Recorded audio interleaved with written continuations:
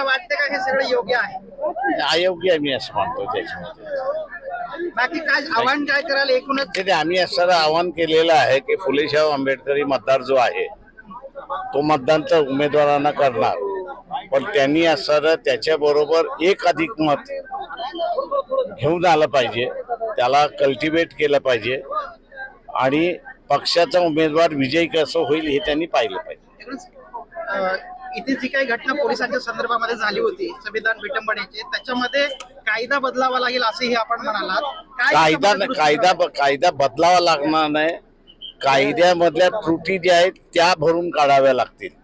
म्हणजे पोलीस कस्टडीमध्ये मेला की पुढं काय करायचं कायदाच नाहीये. त्याच्यामध्ये क्लोजर रिपोर्ट होता आणि सगळे पोलीस बरी होत होते, ते आता मी होऊ देणार नाही होते.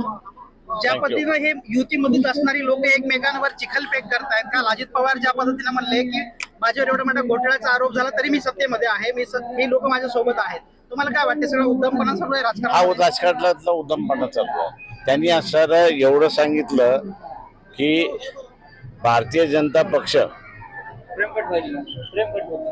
हे एवढे कमकुवत आहेत की त्यांना राज्य सत्ता चालवण्याची लायकी नाही, असंच त्यांनी म्हटलेलं आहे.